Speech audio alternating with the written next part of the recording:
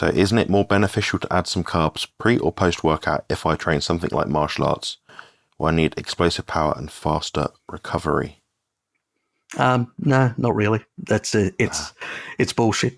It's really bullshit. You don't need carbs. Let me put it this way.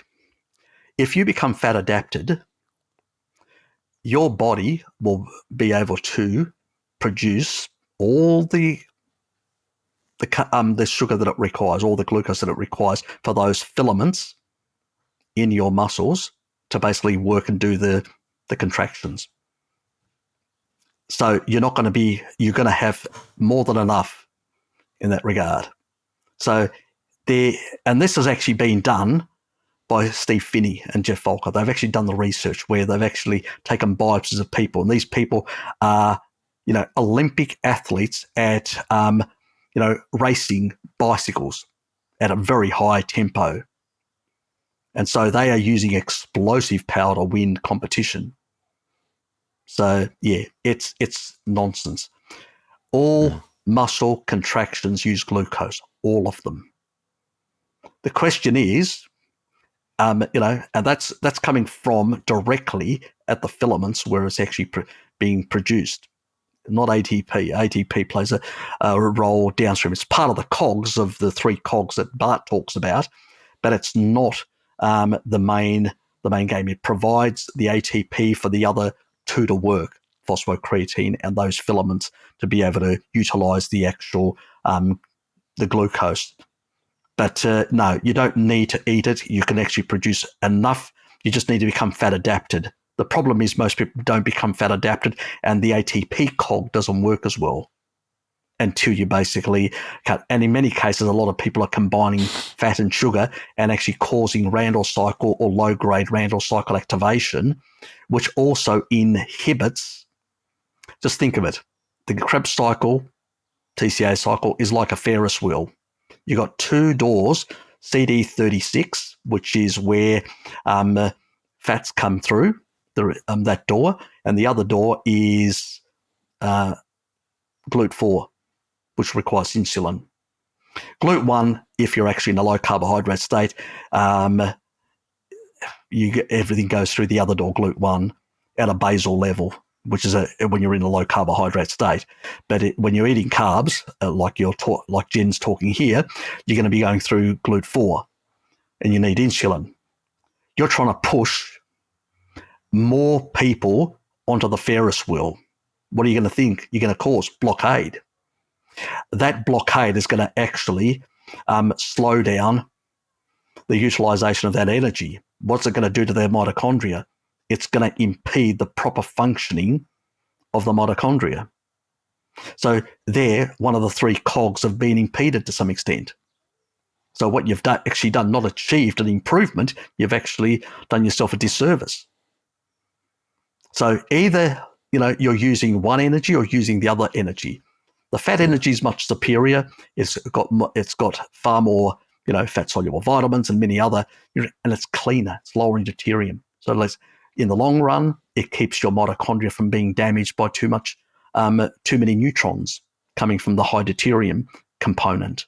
You've only got so many enzymatic steps through the Krebs cycle to eliminate 2H and push it back into the cytosol, into that middle part of the cell. If more of that gets through because your food is much heavier, you're going to do more damage to your mitochondria. That will zap your energy long term, and you will pay the consequence of a reduced lifespan and health span. So keep that in mind, guys.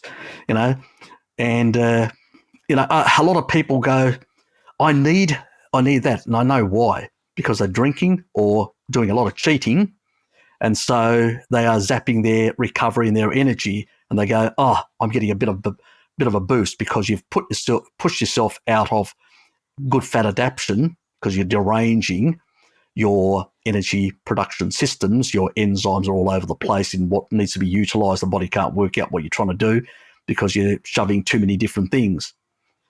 And as a consequence, you're paying the penalty for that. You've got to make a choice. Do you want health? Or do you want to be able to cheat and have fun? There's consequences with everything people pick. So most people, when they say, "Oh, I need carbs," no. What you're really saying is, "I need a cushion." A boost. That's what Pick me up. Because pick me up because I've stuffed up things. That's really what you're actually talking about. If you are fat adapted and you're getting enough of the nutrients, your body will work really well. Like a lot of these tribal people. So you have to make a choice which way you want to go.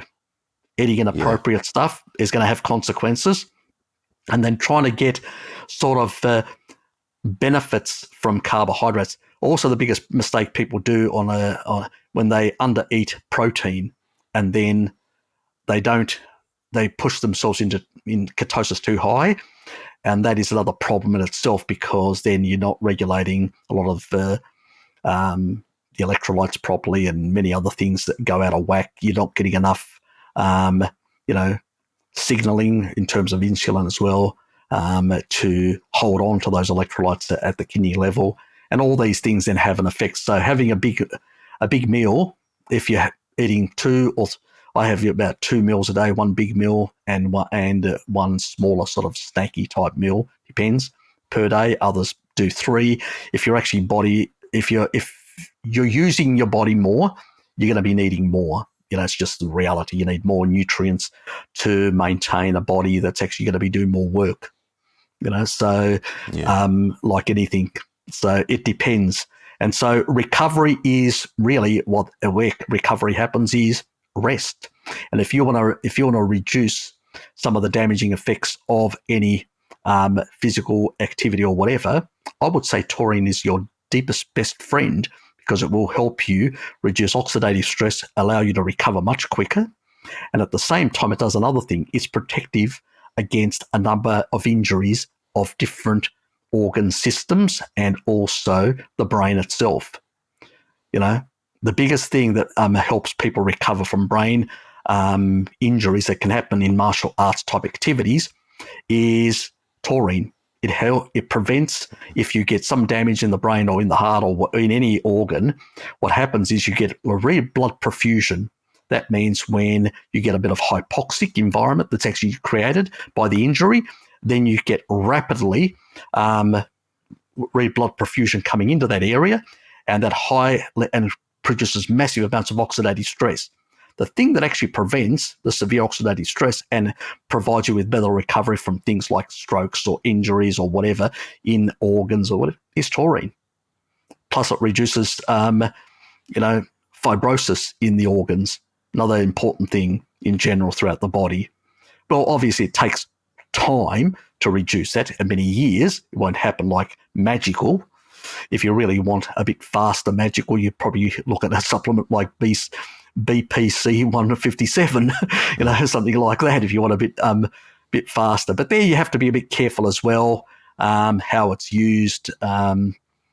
So you should be using it on a short-term basis, like for 2 months, and then stopping it for at least 3 months before reintroducing it.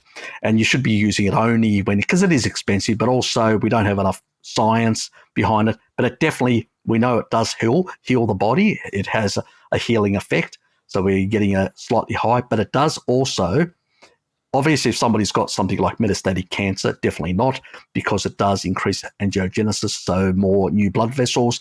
So in a metastatic state, it allows metastasis or cancer cells to move around the body much faster. So we need to be very careful how we use. Now, there is no science that actually shows that BPC 157 in the body, that produced in the body, is associated with cancer. Zero. That's just, there is some people that are saying that. It's nonsense, absolutely nonsense. But obviously, it has the advantage of creating new blood vessels around an injury to provide nutrients to fibrotic tissue to basically be able to heal itself much faster. But at the same time, if you've got certain things, you've got to be very careful. Now, I do cover, if people have got active cancers, but they've got also a lot of injuries and stuff like that, I do have a whole playlist on cancer and how to deal with it. I'm not going to discuss it here. That'd take ages. There's a lot of information how to kill off cancer cells and senescent cells and everything else. Jonathan knows a lot of videos. Yeah. So those are the approaches to take. But personally, I would say to you guys, you don't need carbs to recover. All they're doing is just increasing oxidative stress in the mitochondria. Remember, all carbs go through complex 1. Complex 1 produces the biggest amount of reactive oxygen species within the mitochondria, let alone the deuterium side that puts you at risk for mitochondrial damage over time. So keep that in mind. You don't need that crap. Yeah. I like how you explained the science around it. And of course, you've given the science, the anecdotes. I'm going to give 3 very quick anecdotes. So myself, I recorded my workout from start to finish the other day. It took 1 hour. Every set that I performed was at least to concentric muscular failure. So I couldn't move the weight any further, basically. And I was working out for 18 minutes of that 1 hour. So it's quite an intense workout. That's one example of someone that doesn't eat carbohydrates from plants or anything like that. Next example, my friend Jerome Armstrong. He's been carnivore for about 5 years. He eats something like, 250 fat and 180 protein, something like that. And he trains all of his workouts in about 20 minutes. He goes from one exercise to the next, back to back to back to back, all at least to concentric muscular failure. So that's a very intense workout. Then we've got Sean Baker, who I met last weekend. 5 inches taller than me, 4 inches taller than me, around about the same sort of weight. He's an Olympic athlete, and he is strong as hell. I shook his hand. He's very strong. So he's a strong guy, a fit guy. He is not eating carbs. 3 anecdotes, 3 different people, 3 high-performing, somewhat elite people in terms of like the Exactly. sports world. So there's 3 anecdotes there. You can take it or leave it. Yeah. But the way Harry represented it was very, very well. Very, very good. Yeah, look, guys, carbs do not make you strong.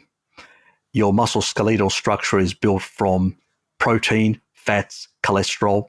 Those things are in animal foods. That's what we're built from. If you're not getting that sort of stuff, even cows are carnivore.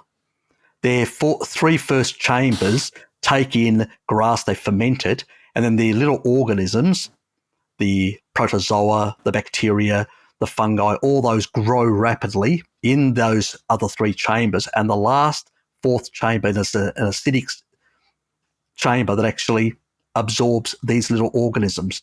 That's where it gets its fat, protein, and all the other sort of stuff from.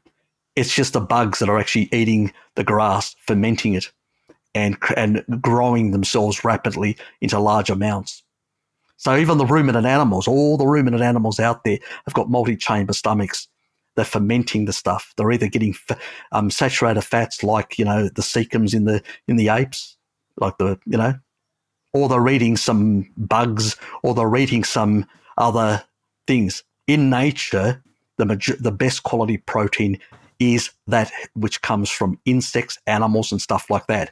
It does not come from grass. You've got intermediaries, which are little organisms that actually feed on that and then become available to those animals. Even that side of things is completely utter bonkers and crap. Most of these animals are on a very high saturated fat diet and proteins that are coming from these little organisms, even the ruminants. So it's nonsense. It's, in nature, you don't get a lot of sugar. It's very rare. We've just got bigger brains, smarter brains, and we've outsmarted ourselves and made a lot of easily available carbs with agricultural. That's the only thing. And for that, we paid a lot of biological costs. 10% reduction in brain, shorter stature for a lot of people for a long period of time, and many other accumulative health problems over generations. So we don't need that crap, guys. Well said. Thank you for that, Harry. Makes perfect sense.